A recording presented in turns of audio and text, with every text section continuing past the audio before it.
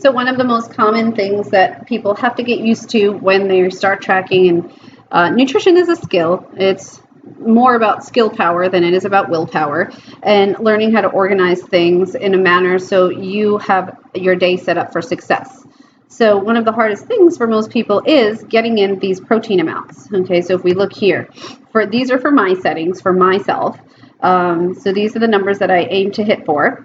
And a lot of people, they usually, when they start tracking their protein, they realize that they're significantly under on a day-to-day basis, and they tend to have a hard time getting their protein amounts in. So I suggest that you plan ahead. So if you're, let's say, the best way to do this, honestly, is the night before, sit down, go in your MyFitnessPal and put foods in that you will most likely eat the next day, and try to meal plan in MyFitnessPal the stuff that you are going to eat tomorrow. Okay, so for example, let's say in the morning, one of the things that I tend to eat very frequently is I always have my coffee with protein in my coffee milk. So I mix that in there together, and I'll enter that whatever protein is that I'm using at the time. So right now I'm using this one, Extend Pro Whey Isolate Vanilla Ice Cream. Okay, and I'll do half a scoop. Okay, and I'll put that in my milk, and I'll use about 4 ounces of milk.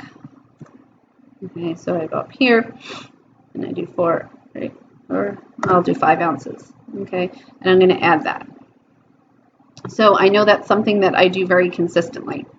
Okay, so that gives me almost 20 grams of protein, 18 grams of protein. Okay, then after, okay, one of the next thing that I have is I tend to have egg whites a lot.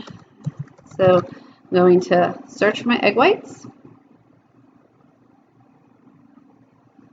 Okay, and here it is. And I tend to have three egg whites, and I'm going to add that to my food diary because I know that. So 3 egg whites is 11 grams of protein, and I'll have just a regular egg with that, so I'll make some type of an omelet. And I'll add that in. And I look and I have about 17 grams of protein.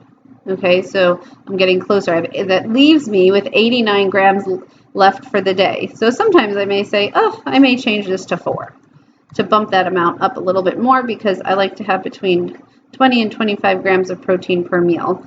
So, okay, no, I'm going to have eggs and egg whites. Now, this isn't the only thing I'm going to have, but I'm going to make sure that I get my protein amounts in first. So then I build the rest of my meals around it.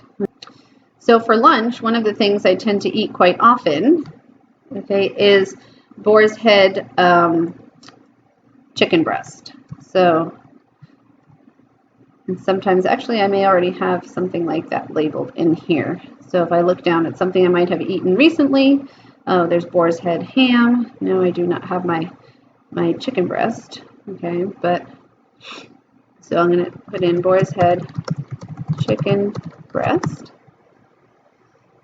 Okay, I'll search for that, and I tend to get the Ever Roast. So 2 ounces here, if we look at 2 ounces of chicken breast, is 12 grams of protein. Okay, so what I need really is I need about 4 ounces. Okay, so I'm going to change this. I'm going to have double.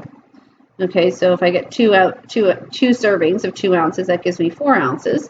And I check that nutrition info, it gives me 24 grams of protein. Okay, so I'm going to add that to my food diary. So now I see that I have 62 grams of protein left for the day still. Usually, at some point, I'm going to have some type of a protein shake. Okay, so one of the ones that I tend to like are the Iconic protein shakes. Those are pre-made if I don't make my own. And you'll look to here, you'll start to build up this database of things that you tend to eat more frequently. So here you have your frequent tab, okay, things. So a GNC lean shake, sometimes I do those. So let's say, for example, I'm going to enter my GNC lean shake. Sometimes I like to have ones that are pre-made so I don't have to make my own because I tend to be extremely busy. So now I end that in, that's 25 grams of protein. Now I know I have 37 grams of protein left for dinner. So let's say for dinner, okay, I'm going to have grilled chicken breast. So I'm going to put in grilled chicken breast, and I always use the USDA version for any type of produce or meats or fruits or vegetables, anything like that. I always put in USDA because it's extremely accurate.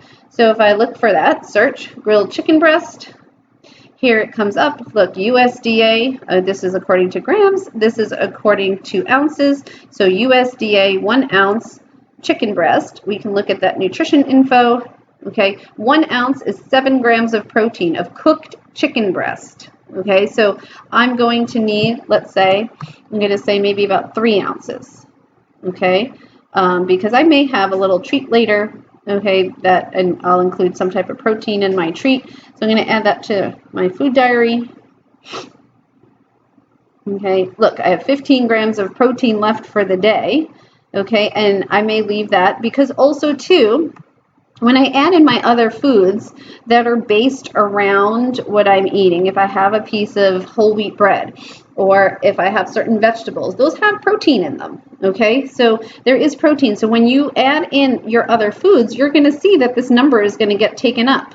Most likely 15 grams will get made up with the other stuff that you end up eating. But at least I know I have an idea somewhat of how to meet my protein goals by adding these things in. Then all I have to do is build my foods around it. Okay, so I can say, okay, with my chicken breast, maybe I might want a banana with it, or maybe I might want to make a sandwich out of this. And I can add everything in after that and see how it fulfills my carbs and fats. So big suggestion, plan your proteins first, build everything else around it.